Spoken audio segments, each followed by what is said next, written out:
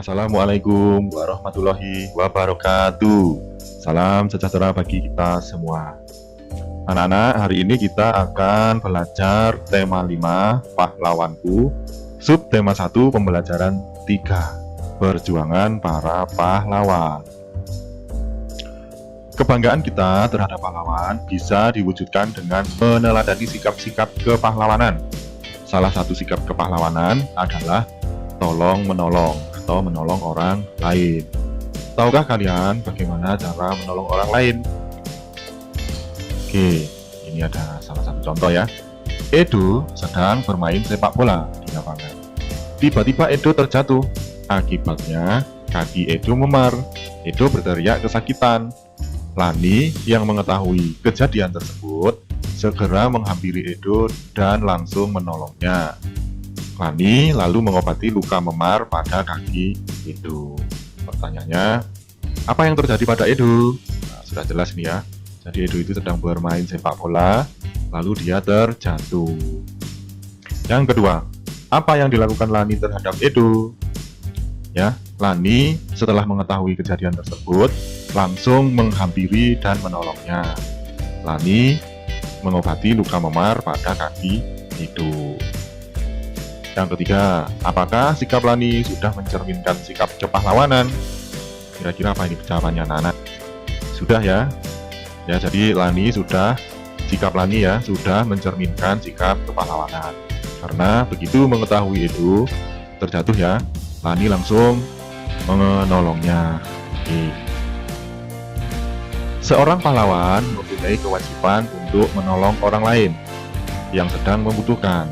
Lani menerapkan sikap kepahlawanan, yaitu menolong orang lain yang sangat membutuhkan bantuan. Lani mengobati Edo yang sedang luka memar. Bagaimana ciri-ciri luka memar? Jadi luka memar itu bagaimana ciri-cirinya? Ya. Oke. Apakah kalian pernah mengalami luka memar? Apa yang kalian lihat di luka itu dan bagaimana rasanya? Ya. Mungkin kalian pernah jatuh, pernah jatuh dari sepeda, atau waktu memanjat pohon kalian jatuh.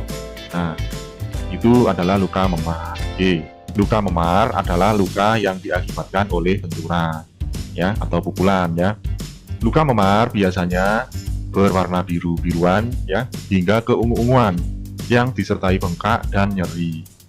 Luka memar disebabkan oleh rusak atau pecahnya pembuluh-pembuluh darah kecil akibat cedera pada bagian kulit yang kena benturan tadi, ya. Itu ciri-cirinya luka memar. Jadi ciri-cirinya berwarna biru, bahkan keungu-unguan, dan disertai bengkak dan nyeri. Nah, ini ya, kalian harus hati-hati kalau bersepeda. Ya, ini harus hati-hati. Kalau kalian bermain dengan teman-teman juga harus hati-hati biar tidak terjadi luka memar. Oke. Nah, sekarang lakukan praktek pengobatan luka memar dengan mengikuti tahap-tahap berikut ini.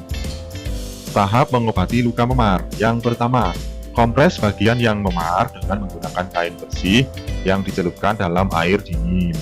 Jika terjadi pendarahan, kompres bagian yang luka. Kompres dengan air hangat dulu selama 15-20 menit. Tujuannya agar pembuluh darah melebar dan darah lancar sehingga proses penyembuhan lebih cepat. Yang berikutnya, yang ketiga, setiap 3 jam sekali, ulangi pengompresan dengan menggunakan kain bersih yang dicelupkan ke air dingin dan air hangat secara bergantian. Nah, itulah tahap-tahap mengobati luka memar. Kalian bisa mempraktekkan di rumah ya, jika kalian mendapatkan luka memar. Oke, berdasarkan bacaan tentang Raja Bala Putra Dewa pada pertemuan kemarin ya, apa yang dilakukan oleh Raja Bala Putra Dewa? Ya, yang kemarin itu bukan bacaan ya, tapi tugas ya, masuk ke dalam tugas. Oke, yang pertama, Raja Bala Putra Dewa berjuang membangun armada laut yang kuat, ya. Tindakan itu bertujuan supaya jalur pelayaran di wilayah Sriwijaya menjadi aman, tidak ada gangguan. Yang kedua, mengembangkan agama Buddha di Sriwijaya atau Kerajaan Sriwijaya, seperti yang dicatat pada prasasti Nalanda. Yang ketiga, pada masa pemerintahan Balaputra Dewa mengalami masa kejayaan, terutama di bidang ekonomi. Itu ya, itu adalah 3 perjuangan Raja Balaputra Dewa.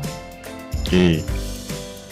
Dari semua perjuangan yang dilakukannya, yang dilakukan oleh Raja Balaputra Dewa, setujukah kalian apabila Raja Balaputra Dewa dikatakan sebagai pahlawan?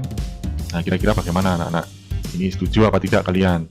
Kalau Raja Balaputra Dewa itu dijadikan sebagai pahlawan atau dikatakan sebagai pahlawan, ya, sangat setuju ya. Kenapa kok setuju? Karena beliau telah membangun armada kelautan yang kuat.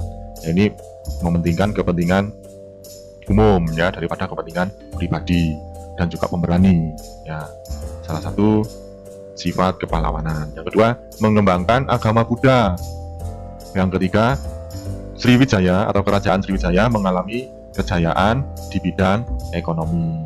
Ini juga kepentingan rakyat juga atau kepentingan umum daripada kepentingan pribadi yang didahulukan oleh Raja Balaputra Dewa. Oke, pantang menyerah merupakan sikap yang perlu diteladani dari seorang pahlawan. Kamu atau kalian ya juga dapat menerapkan sikap tersebut dalam pembelajaran. Misalnya ketika melakukan percobaan ya. Jadi saat kalian melakukan percobaan itu biasanya gagal. Pertama gagal, percobaan lagi, kedua setengah berhasil, lakukan lagi, yang ketiga baru berhasil. Itu namanya pantang menyerah. Kamu sudah pernah melakukan percobaan tentang cahaya.